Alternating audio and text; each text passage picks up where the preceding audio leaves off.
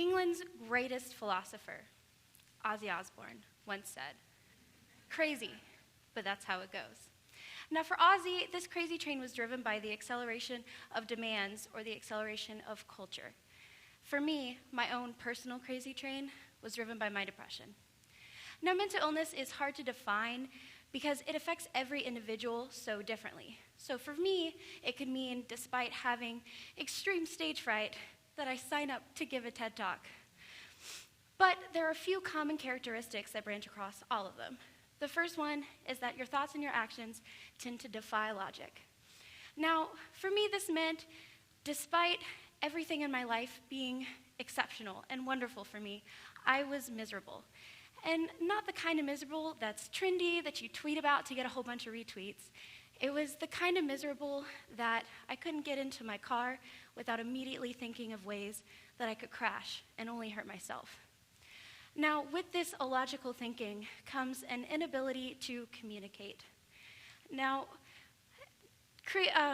research has linked this to a spark in creativity, and there's been lots of research saying that artists are turning to this sort of abstract means of communication to convey what they're feeling or what they're going through. And they list Edward Munch and Vincent van Gogh as prime examples of this.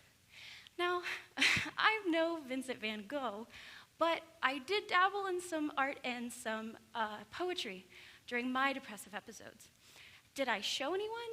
No. And not only because it was just not very good at all, but also because I was overwhelmed with this feeling of isolation. I felt that no matter what I did or what I said, no one would understand what I was going through. And the National Alliance on Mental Illness states that a warning sign that someone is going through a mental illness is an avoidance of social activities or trouble relating to and understanding others. Now, you put this all together and you're left with this complete inability to function. Things that were seemingly so simple before become impossible. And in one of my favorite TED Talks by Andrew Solomon, he compares the pouring of cereal and the eating of cereal to the Stations of the Cross.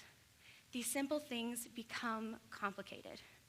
It was like taking a trip to a DMV. Mental illness had become my own personal bureaucracy. Now, we all know what bureaucracy is, but my sociology textbook defines it as a formal organization with a hierarchy of power and a distinct division of labor. And I say it's more like a ladder. Each rung has its own responsibility to fulfill, and each underring or rung is accountable to the one above it.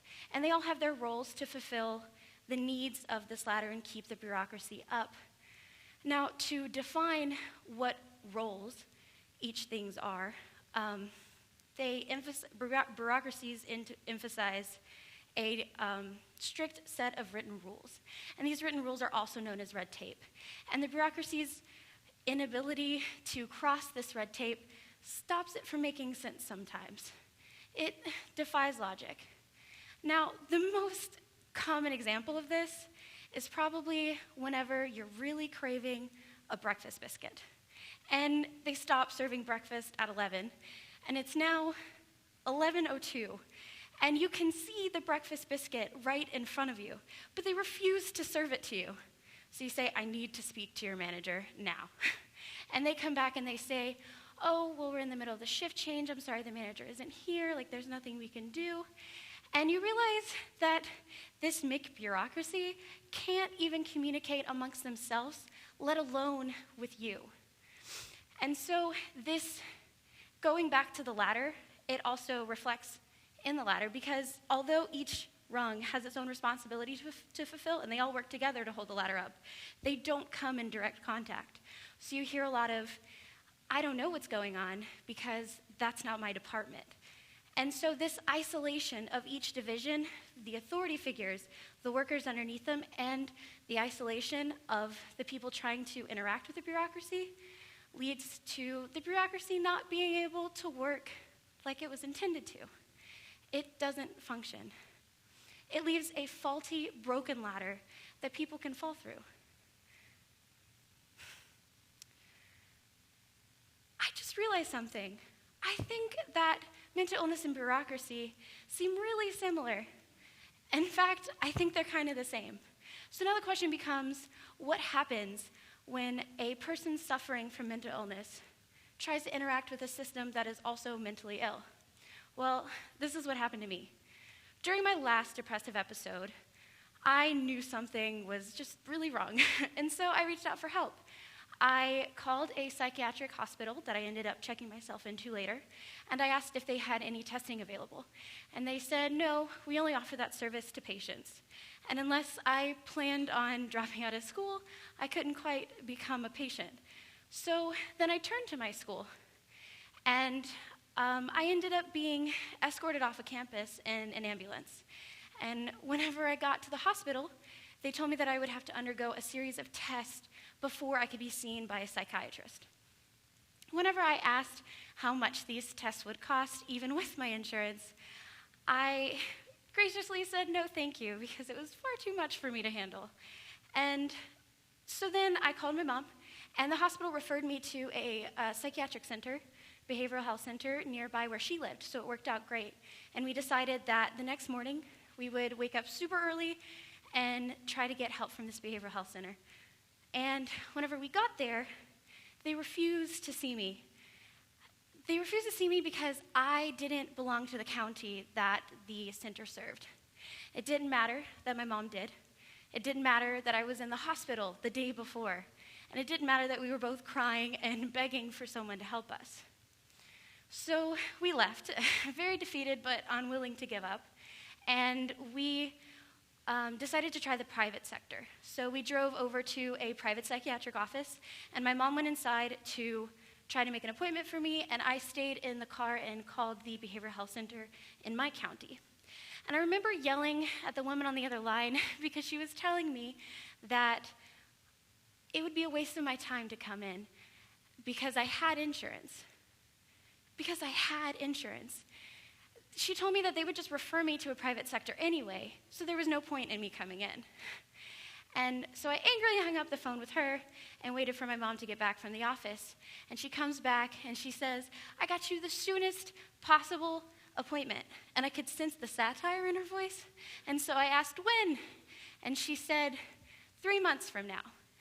They can't take any new patients for 3 months.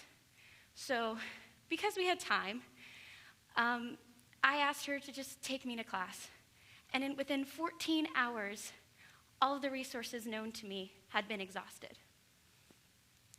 Mood disorders, such as major depressive disorder or dystemic disorder, are the 5th leading cause of hospitalization for people aged 18 to 44. Suicide is the 3rd leading cause of death for individuals aged 12 to 24, and the 2nd leading cause of death for people aged 15 to 24. And 90% of all of those who commit suicide have an underlying mental illness. Now, mental illness has been proven to be treatable when the individual receives treatment. And so the problem that I was seeing is that I was trying to interact with a system that was just as sick as I was. Now, unfortunately, this isn't just an easy fix. You can't just give the DMV a Prozac and call it a day. You have to break down the bureaucracy and rebuild it back up with the patient in mind, because that's not what it's like today. It's like an unstoppable locomotive. No train. No crazy train. It's going off the rails like a crazy train, but it doesn't have to. Thank you.